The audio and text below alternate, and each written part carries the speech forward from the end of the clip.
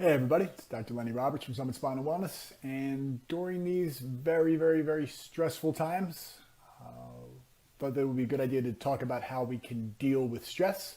So I'm going to give you the ABCs of stress reduction. So starting off with A, awareness. Awareness is critical. Learning your behaviors, your patterns, and just how much stress you, your family members, your loved ones might be under, and being aware and conscious of what's going on with your reactions and how much you're putting on your plate, your expectations. It is very challenging in society across the board and a lot of different levels right now. But being aware is the first step to knowing that you have an issue. So stress is like a ticking time bomb. Our bodies are astounding at adapting and handling stress, but the stress is say the threshold of things really hitting the fan. We build and they gradually or suddenly can exponentially hit us.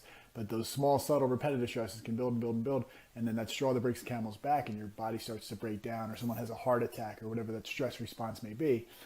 Being aware is critical. So we talk about it all the time in the office, but how you sit in front of a laptop, in front of a computer, how you hold a phone, and your posture are absolutely controllable things that we can do to be aware of. And hold your phone up here instead of down here.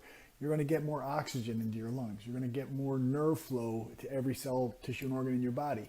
Your body's going to function at a higher level. So being aware of how you hold your body, how you sit in front of a TV, a computer, a phone, how your kids do, is critical. Being aware of how much stress you have on your plate and knowing that you can't continually just keep adding and adding without any type of reaction is critical. So the A is awareness.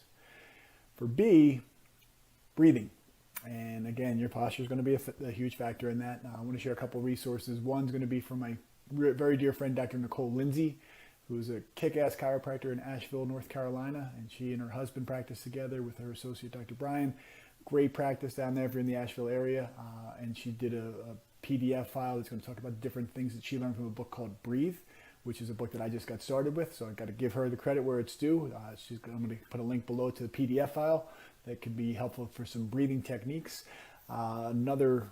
This is a new book for me, the Wim Hof method. I'd shared a couple of his videos and breathing techniques that I use on a regular basis. First thing in the morning, I typically start my day with a series of breathing and inhale, exhale, and then holding your breath. And he guides you through that really well. I'll share another link on that as well below. But the power of breathing is enormous. And most of us are belly breathers, and we don't get full breaths in, and we have lousy posture, and we're not getting the optimum amount of oxygen into our body. And the repetitive stresses of that and the physiological effects of that, it's a whole separate video and even program with what goes on and how our body needs oxygen and needs the functionality of getting good deep breaths on a regular basis. It's just something that most of us don't think about doing at all, let alone on a regular basis. And we typically take about 15-16 breaths per minute, and then 60 minutes in an hour, 24 hours in a day.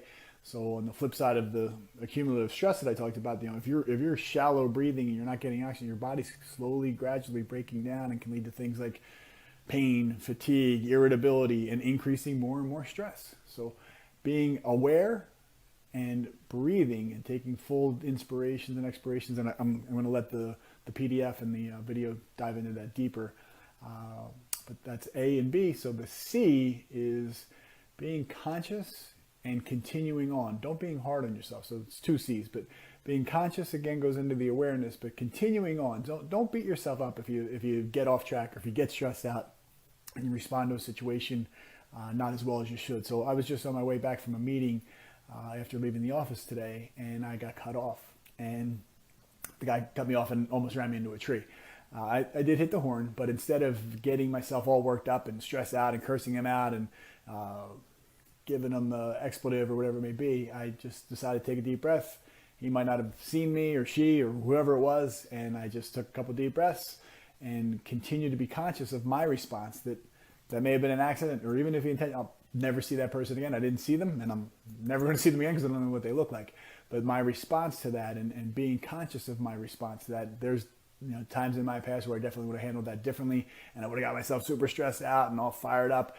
it is not the time or the place for adding any more stress to our bodies than we need to. And that's certainly a small, subtle example, but those small little steps incrementally over time, repetitively, continuing on that journey can really, really add up and be beneficial. So again, to recap, A, being aware, understanding what's going on with your posture, mechanics, and knowing if you're handling more and more stress than you have, go for a walk, go for a workout, go do some deep breathing.